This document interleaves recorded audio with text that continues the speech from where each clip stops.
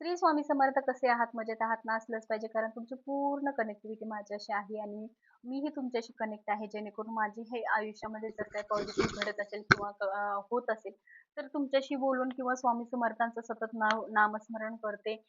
नवनाथ महाराजांचं नामस्मरण करते. त्यामुळे कदाचित माझ्याही आयुष्यात पॉझिटिव्हिटी यायला सुरुवात झालेली असावी. तर श्री स्वामी समर्थ आताची जी रास आहे ती मिथुन राशीसाठी आहे. 10 तारीख डिसेंबरची कशी जाणार आहे मिथुन राशीसाठी.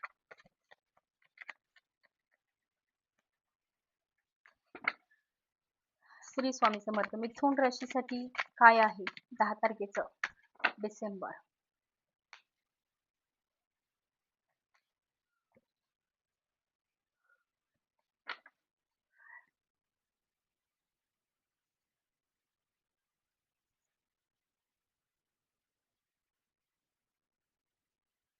10 तारखेसाठी डिसेंबर मंथ जो आहे तो तुम्हाला सांगायचा झालाच तर तुमच्यामध्ये जर काही निगेटिव्ह शक्ती असेल किंवा पास्टमध्ये झालेल्या काहीतरी फॅमिली इश्यू असतील किंवा लव्ह रिलेशनमध्ये इश्यू असेल किंवा कोणतरी व्यक्ती तुम्हाला सोडून गेलेला असेल, धोका दिलेला असेल, तुम्ही कुणाचा तरी धोका पचवलेला असेल किंवा तुम्ही कुणाला तरी सोडून आलेला असेल, कुणाला तरी धोका दिलेला असेल किंवा तुम्ही त्या व्यक्तीला फसवून किंवा थर्ड पार्टीशी डील करून अनैतिक संबंध असतील, काही असतील, अशा रीतीने तुम्ही काहीतरी डील केलेलं असेल, त्यातून सुद्धा तुम्ही अपेक्षा आहेत, होप्स आहेत, की हे सगळं थांबावं, संपावं, कायदेशीर गोष्टी तुमच्यामध्ये काही तर असतील तर ते सुद्धा आज दिवसभरामध्ये तुम्हाला त्रास देताना दिसत आहेत.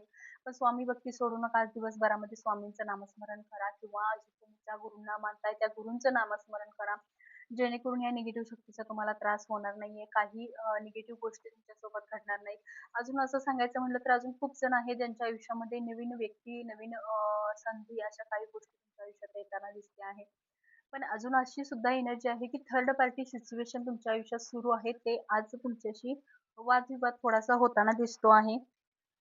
थर्ड पार्टी जे तुमच्या आयुष्यात आहे त्यांच्यावरून काहीतरी किंवा तुमच्या सोबत किंवा तुमच्या दोघांचाही वाद होऊ शकतो किंवा घरामध्ये काही वाद होऊ शकतो.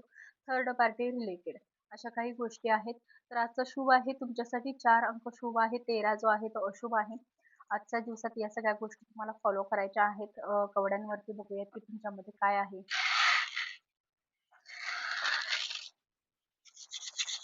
आई राजा उधा उध रेणुका मातेच्या नावाने आई जाण्याची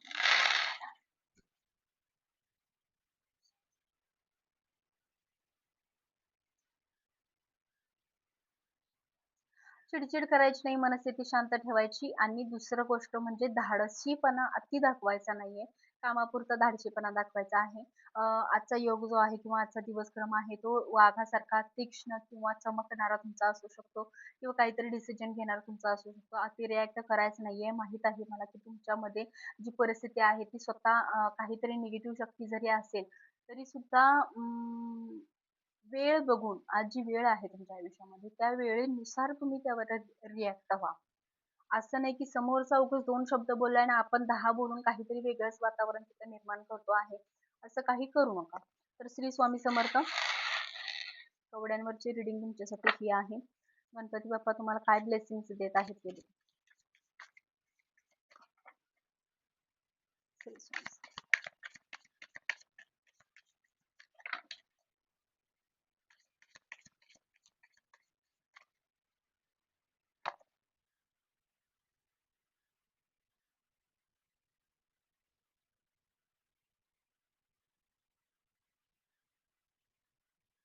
समंजस भावना बोलणे किंवा समंजसपणे म्हणजे समजूतदारपणे बोलणे, वागणे आज दिवसभरामध्ये जरासं कुठेतरी बरं पडेल तुम्हाला. त्यातून कुठेतरी सावराल किंवा काही निगेटिव्ह जर गोष्टी घडतील, वादविवाद होणार असेल तर कुठेतरी थांबेल.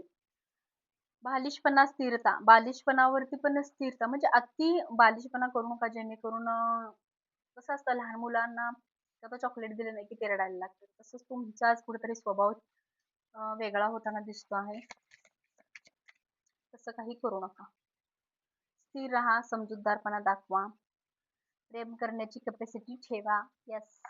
जे आहे ते बाप्पा सुद्धा व्यवस्थित अनुसरणच तुम्हाला देत असतात. गाईडन्स किंवा सोल्युशन यामध्ये. त्यामुळे आपल्या जे पॉइंट टू पॉइंट जे सुरू आहे बोलणं किंवा काय ते बरोबर जिथल्या तिथं करेक्ट येत आहे. जे या डेकमध्ये जे निघतं ते कवड्या सांगतात, कवड्या सांगाल तेच गणपती बाप्पा सांगतात. त्यामुळे जे आहे ते व्यवस्थित आहे. श्री स्वामी समर्थ. अवधूत चिंतन श्री गुरुदेव.